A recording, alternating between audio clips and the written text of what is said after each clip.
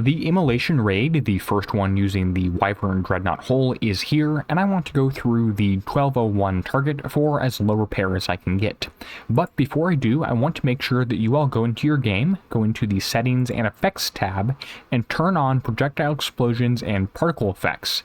One of these two, to be honest, I can't remember which, does mean that you can see the shockwaves in the target. It's important to see the shockwaves in this target, because that way you know if your ship has enough evade.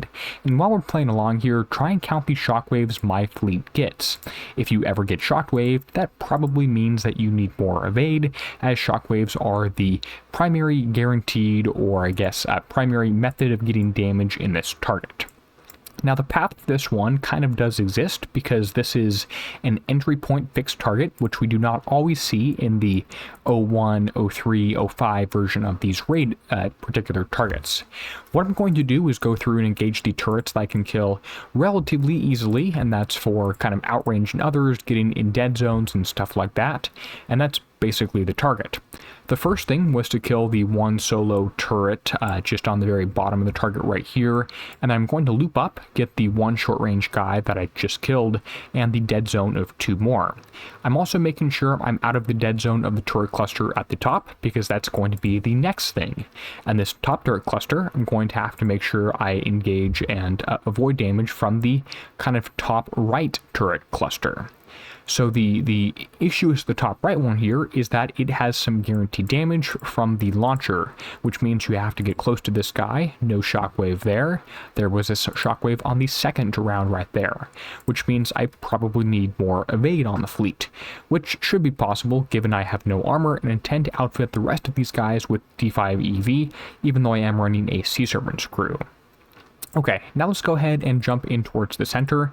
Make sure you get inside the minimum range of the red guy right here. I did get hit once with a, let's see, I kind of trying to talk and drive at the same time. I did get hit with kind of the yellow guys, which is not the end of the world. It's just something to note. You might be able to time it a little bit better than I did and avoid some of that yellow stuff. Once the core is down, we're going to loop up to the right. Make sure you kind of, again, don't go into range of the pizza turret, but the mines can't reach you from the side right here, so that's a good thing in the target setup here. If I'm stopped, I'm not getting an orange debuff, so I'm taking no damage. Okay, here's the pizza turret. I'm going to actually get inside the mine range here, and while I am clicking on the pizza turret, I do want to kill the mine spawner originally, so I'll get him, which means I can then sneak up into the path that the mines were going on and get that guy down. The target is about halfway down at this point, and the second half of it does have a little bit of confusing stuff for the version of the path that I take. Make sure for the pizza turret, again, you're trying to stay as far away from the bottom turrets as possible, because if you get close to the pizza turret, these bottom guys do shoot at you. Now you might be tempted to rush into those ones. I'm not going to do that. I'm going to maybe just get in range of the mine spawner, although you do not need to kill that to end the target. Go pick up the short range guy.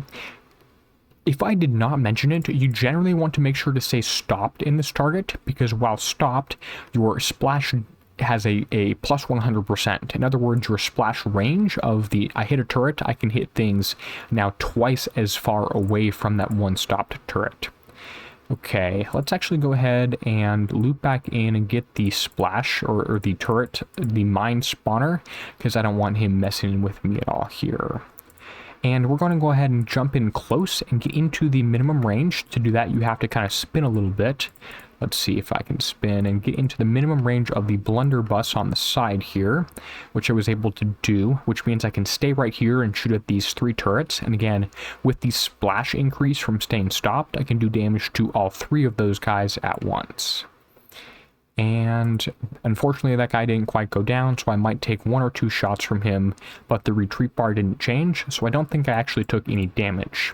I will, however, take damage from the shockwave turret, which no shockwave on first round. Stop and shoot at just that one guy. No shockwave on second. Good. Sometimes you get lucky with evade, sometimes you don't. And okay, let's go ahead and get close to the last phlogiston launcher. I probably could have waited to reset the splash from this one, but I didn't. Inside the minimum range should mean we take no damage from the other turrets. And again, the guaranteed damage when you're stopped, which is the majority of the time due to the special, is from the phlogiston, which is why evade is so important. Okay, that was pretty good. Let's go and take a look at the damage, the battle report, and the build. In the 1200 target, if you didn't watch that, video is on my channel. I got 38 minutes of repair. This actually looks to be very similar, maybe a little bit higher. Damage is about even actually between radioactive and ballistic, which is a difference from the 1200 where it was mostly radioactive. Repair time is 46 minutes, which is a little bit higher than that 38 minutes, so the 1201 is a little harder, but again, not the end of the world. Here's the build for the Wyvern. I'm intending to fill out the rest with some D5 EV armors, maybe 3 radioactive, 1 ballistic, and 4 D5 EV, maybe all D5 EV to make the ship a little more agile, a little more fun to drive, and really make sure I get no damage from evade. If you do have any questions, go ahead and let me know in the comment section down below, and I'll do my best to get back to you. I want to give a huge shout out to all the channel members whose names appear on the end screen now. They're helping make videos like this one, the 4th video coming out today, possible. With that said, and until next time, this is Derpy signing out, helping you be a better pirate.